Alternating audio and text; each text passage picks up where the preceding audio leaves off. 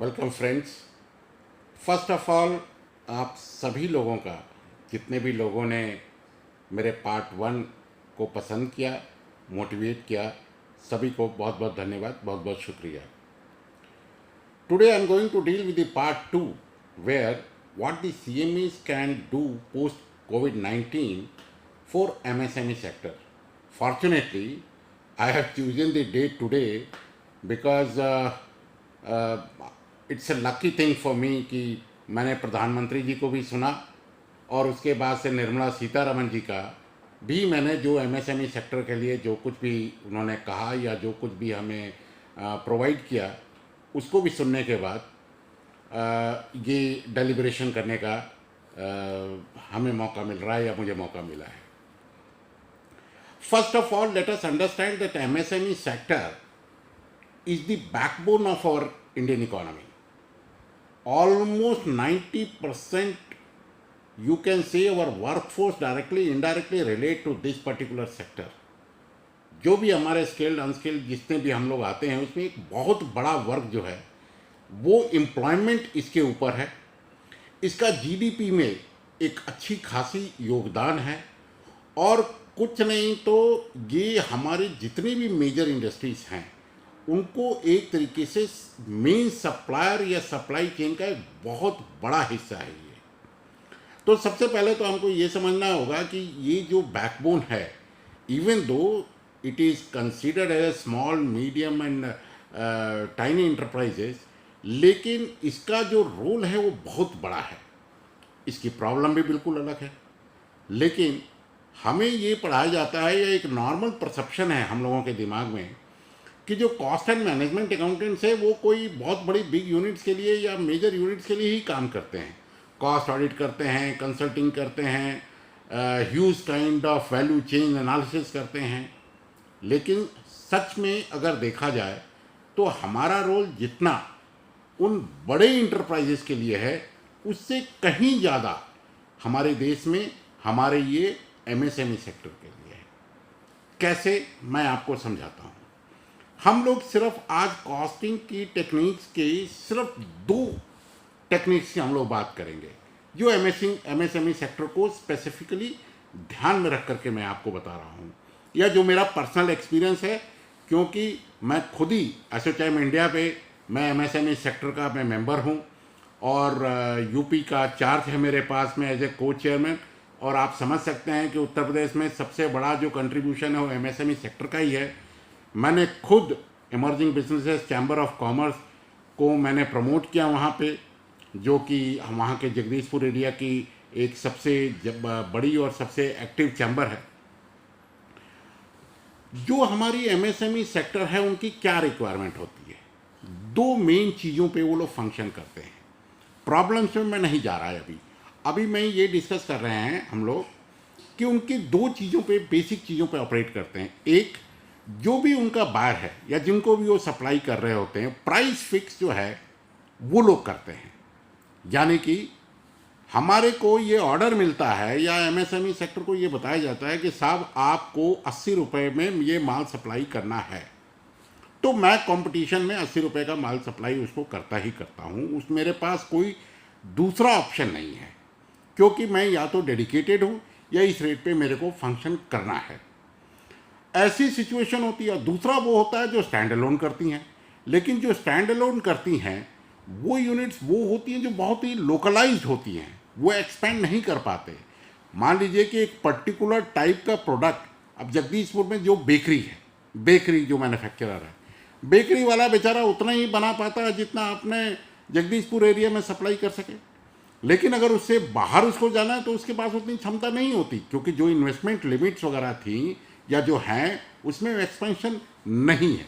Fortunately आज government ने investment limit और टर्नओवर लिमिट दोनों ही एमएसएमई की बढ़ाई हैं, और सबसे बड़ा फैसला हुआ है कि अप टू 200 करोड़ तक का जो भी टेंडरिंग होगी वो ग्लोबल टेंडरिंग ख़त्म कर दी गई है।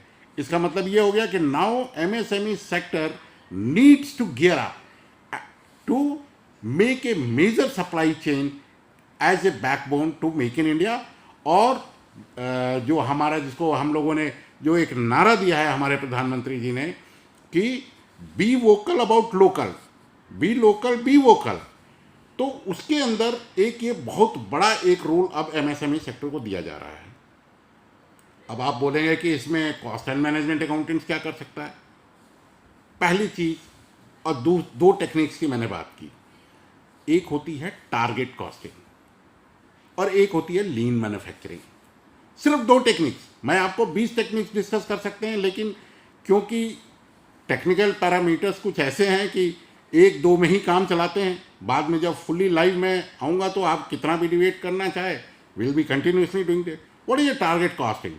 Target costing is basically that I have to dovetail every requirement of my all processes, all cost, all my value addition, all value adding activities in such a fashion, like in the previous example of 80 rupees, I have to produce, sell and transfer everything at 80, not beyond 80 rupees, which will also include my margin. That means whatever lower cost I can manufacture below 80 is going to be my profit. So how this target is basically achieved? Understand this. It's not it's not a question of whether I'll be expending that money and whatever is left that will become my profit. No, the whole concept is based upon how I manage my fixed costs and how I manage my variable costs, and add to it the second technique, which you can always call it lean manufacturing. That means I have to be leaner and meaner to achieve my target of keeping my cost below 80 rupees. Now, this is what the cost and management accountant. So, first understanding has to be regarding the costing. I cannot have flabby systems, some of the non-value adding activities in my operations and still achieve my target cost. तो सबसे पहले तो ये fix cost और variable cost का concept तो CMA करता है, दुनिया में कोई और तो नहीं करेगा, किसी और को ऑथराइजेशन तो नहीं है। तो ऐसी हर जगह पे जहाँ पे मुझे पैसे को बचाना है, पूरे वैल्यू, चाहे वो लेबर कॉस्ट है, चाहे वो रॉ मटेरियल कॉस्ट है, चाहे रॉ मटेरियल का सब्स्टिट्यूशन है, चाहे मेरी पीछे की सप्लाई चेन है, फ्रंट सप्लाई चेन है, चाहे ट्रांसपोर्टेशन कॉस्ट है, चाहे मेरे वर्किंग कैपिटल का रोटेशन है, चाहे मेरे सेल का रोटेशन है, everything fits into these two things which only a cost accountant can handle, and this is what you are told. So if you can implement target costing and lean manufacturing concepts into MSMEs, that will give a wonderful result, and this is what we must come forward. अब जबकि मोदी जी ने ये कह दिया है कि हम अपने सभी लोकल मैन्युफैक्चरर्स को ही हम आगे बढ़ाएंगे, देश को जो है अब अपने पैरों पे खड़ा होना होगा, और आज अगर हमारे फाइनेंस मिनिस्टर ने अप टू 200 करोड़ की टर्नओवर को ग्लोबल टेंडरिंग से अलग कर दिया है, आप अंदाज़ा लगाइए कि अब ग्रोथ रेट एमएसएमई सेक्टर में बहुत तेज होगी। लेकिन हमारा रोल क्या है? हमारा रोल ये है कि उनकी हैंड होल्डिंग करना, उनकी ग्रोथ को एक्सेलरेट करना और उनको ज़्यादा से ज़्यादा मार्जिन पे लेकर के आना है, क्योंकि this is going to be a real competition, and competition is not the domain of anyone else except CMA. Get ready, friends, for the target costing, for the lean manufacturing. If you will require, I can deal with those two subjects at length, but my second answer to my friend is that sorry, there is no other profession in the world which tells you about the tools and techniques like this, which actually go on to create value in the value addition, to maximize your use of resources, to maximize your profit and still maintain your target. That's all for the part 2. I am receiving many other questions. Slowly I will go on dealing with them. I still hope that you will go on motivating, and please, for my sake, please give me the feedback how you like it, and what further additions we can do. But remember, it's the time call by the Prime Minister, and also India, fault the CMAs to please come out with your techniques and help India to come and compete in the global market. Thank you to all of you friends to be part of this deliberation. We'll continue next time. Possibly, I'll try to come and tell you a basic concept of cost audit, which the third question was asked to me by my friend. But how you have liked these two deliberations, please let me know and keep on subscribing to the channel. Thank you very much to all of you.